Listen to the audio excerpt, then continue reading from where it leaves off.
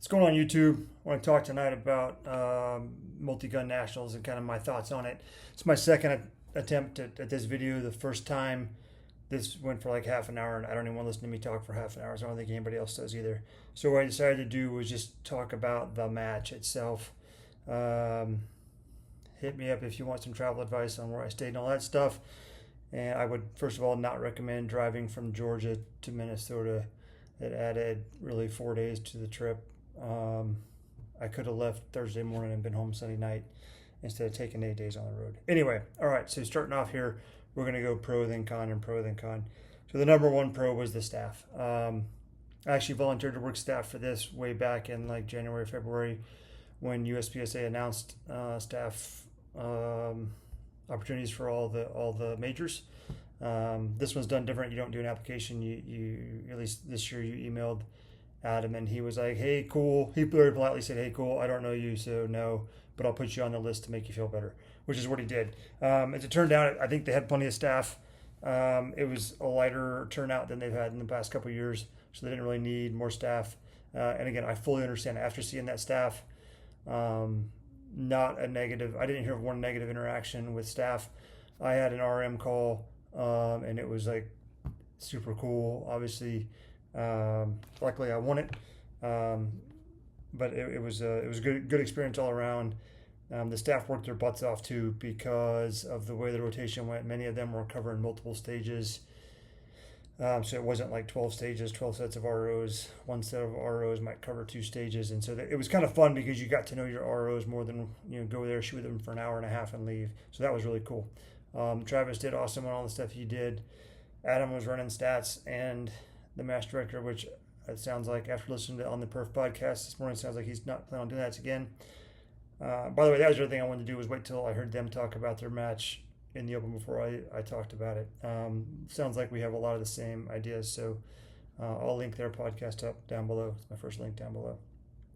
All right, so my first con, I will say after shooting mostly on the East Coast here lately, as I've gone to majors, only majors I've shot are on the East Coast, put it that way, where we fall under like the same rules as like Memorial and all that stuff.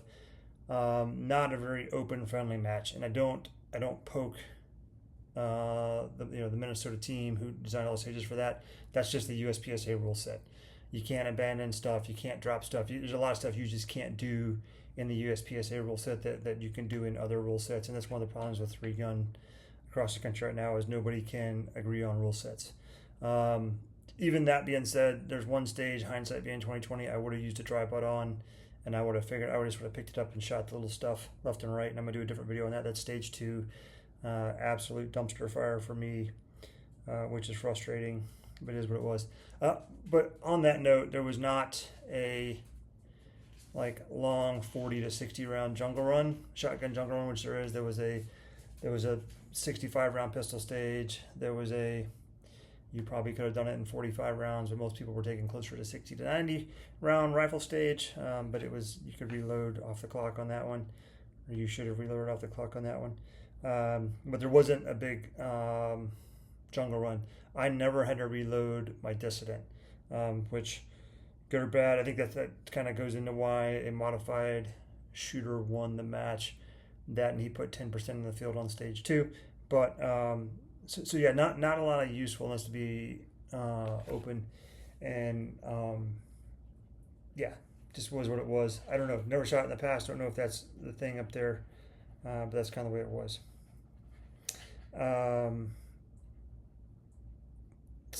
Next pro, deceivingly difficult stages. I'll be honest, when I walked the stages, when I got the matchbook a week out, I was like, man, this is it. This is going to be a base stage. This kind of sucks. And then when I started walking them, I was like, holy cow. There was only 1 or 2 stages that you didn't need to spend more than 10 minutes on walking to figure out. A couple other ones, there were so many options. You could spend a half an hour on every stage walking it, trying to figure out the best way to shoot it. And some of those, like they talk about on the Perf stage 8, I think it was just a right angle pistol shotgun only. You could shoot it about 3 different ways, maybe 4 or 5, and they all were about the same. So it was pretty interesting. The offhand rifle definitely kicked a lot of people in the butt, which they called a marksmanship skill. Um, that got a lot of people. There were some long pistol shot. There were some 30-yard, 30-ish yard poppers and paper. Um, I don't think any of the no shoots were super tight, but I didn't knock over any of the shotgun no shoots. But there were a lot of people knocking over shotgun no shoots. So, like I said, they were deceivingly difficult. You walk through them, you're like, not too bad, and then when you try to run it, shoot them at pace, they got tough. Next con, kind of talked this with not being open friendly, was just the lack of shotgun. Like I said, the 12 stages, they had an all pistol stage, they had an all rifle stage.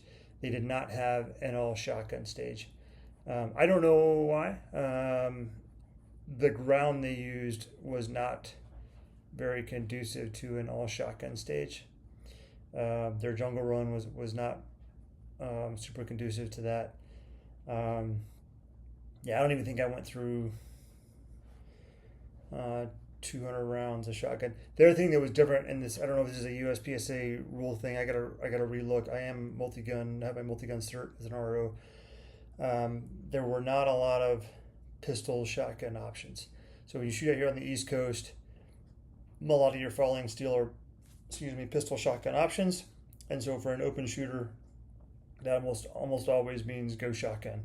All the falling steel was either shotgun or pistol, and there weren't really a lot of mixes, so that probably contributed to it. But that's my complaint as an open shooter. I got a bunch of 20-round magazines. I want to stick them in there and run that distance and get it hot. If you talk to the mod and tack guys, they probably were not super sad about not having to jam reload after reload after reload. All right, next pro was tons of options. Kind of touched on this with the deceivingly difficult stages. I don't think there was a stage. Maybe on the super squad there were stages that everybody ran the same way, but on most squads I would say there was not a stage that everybody on the squad ran it the same way, regardless of platforms. I think there were so many options.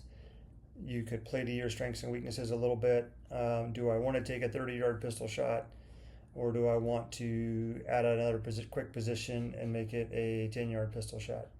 And if you can hear the dog chewing on her feet in the background, I apologize. I took him for a walk before this. And they've been hanging out with me because I've been working from home all week. But yeah, tons of options everywhere.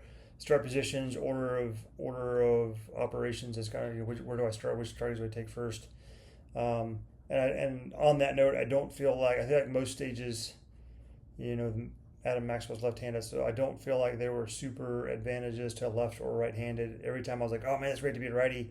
I looked somewhere else and was like, oh man, it'd be really good to be lefty right now. So I feel like that was pretty balanced out across all the stages. Next kind of con. I wrote these notes last week and my handwriting's horrible, so I'm trying to figure out what it says. Oh, lack of distance. I'm glad I waited till after the On the Perf podcast to do this, because they kind of had different aspects on their right. Because this is a hit factor match, the distance was different, right? So and they're right. I had two mics on rifle paper at like 30 yards on partials. There were guys on my squad, good shooters, decent shooters, that had mics on wide open paper at 30 yards. They had some tight no shoots with rifle. They had some tight. They had a rifle swinger that was at like 25, 30, kind of depending on where you take it from. So while you did not have, the longest rifle shot was 340. That was a 7 target array. You had 3 targets at 140, 2 targets at 240, then 2 targets at 340. And I think I got through that with only 3 makeup shots, which I think was too many. A lot of people shot it clean, but it sounds like there were a lot of people that had a lot of makeups. Stage 2 was the rifle offhand 3-string stage. Like I said, I'm pretty embarrassed at how I shot that. I think I probably shot 80 to 90 rounds when it should have been, I think it was like 14, 14, and 14 or something like that to go clean. It should have been 14 or 14, whatever it is, 42. Yeah, I more than doubled that round count, which is pretty sad. I'm gonna make another video about that because it was so sad, and even though Steve Anderson would tell me not to, I'm still mad about it. All right, but that's just the reality of the conflicts they have there. I do think it added some fairness to the match, also because that long range stage is in a wind tunnel. Wind didn't affect it. Could you shoot your rifle and could you build a steady position to shoot? The other stage that had some pretty good rifle challenge was stage 4 that had 4 skinny Sammys at 60 yards. Again, pretty happy with how I shot that. I'll put that in my other videos so people know I can shoot offhand. But I watched people run out of ammo on those skinny Sammys by underestimating them. The next pro, the kind of last one I have here, very detail focused. So kind of goes along with it. This was a very technical match. It is a bay match, and it will be the bay match the next 2 years. I haven't shot near as much 3-gun as the Adam Reiser and Adam Maxwell. Adam Reiser called it the best bay match he's ever shot, at least in the top 2. Absolutely the best bay match I've ever shot, but I haven't shot that many, so I don't have time to compare it to. It is a different challenge than the wide open field courses that you're used to out here on the East Coast. No 90-second state. There weren't supposed to be any 90-second stages. There were certainly plenty of people that ran stages in 90 seconds, but most of them were probably in the 30 to 50-second range for the top level shooters. So very fast, very technical. A lot of very specific shooting windows that you kind of had to hit. Stage planning was super important. Last con, and this wasn't really that bad, was the length of day. A lot of daylight up north this time of year. The guys could, I think we went hot. You shot for 12 hours is the so what of it. If we had, I went AM, PM, AM, or early schedule, we'll call it that, because everybody shot in the morning on Sunday. But if we had followed the timeline Saturday night, we would have finished our last stage at 8 p.m. and then we'd have had to start our Sunday morning stage at 8 p.m. So less than 12-hour return right there. Hard to get in some good maintenance on your firearms, and they had a beer thing that night, which was kind of fun. But the competitors, I don't think had it bad. I take that back. The Super Squad shot 6 stages, I think, on Saturday, just the way the waterfall worked out. So they were kind of, I think they got over it, but I think they were a little grumpy about that when they saw it. We went 5-4-3. We shot 5 stages Friday, 4 stages Saturday, and then 3 stages Sunday. Which I thought was fun. Like being there without the family, nothing else to do. I was pretty engaged in the match. So kind of a con, kind of a pro at the same time. But definitely a lot of time on your feet at the range. Hey, last thing, and I didn't have this written down, but they talked about it on the podcast, and I want to agree with this. The location of that place. I'm looking at putting together a rifle qualifier next year out here in Arena in Georgia, and that's an hour and a half from me in Columbus, which is the closest big town. Is 2 hours from Macon. That's probably a 3-hour drive from the Atlanta airport, maybe 2.5. And the town of Blakely there's close by has got like 2 fast food restaurants and 1 restaurant. So that's kind of the norm. If you go up to good old Lawrenceburg for Memorial, that town's kind of rough. But Minneapolis has everything. My hotel was 5 minutes from the airport. I actually left there and walked through day, went and got lunch, and then came back to the range. So that was pretty awesome. So as much as that range does have its constraints because it is a completely bay range, there are pros to being that tied into the town. They are kind of I think they're on the north edge of the suburbs of Minneapolis, but it was still pretty good. Anyway, that's my thoughts on 2025 USPSA Multi-Gun Nationals, brought to you by Federal. Thank your sponsors. Come shoot it next year. Hopefully, I'm in a position where I can go shoot it, but definitely fly next year. All right. Have a good one, YouTube. We'll talk to you there.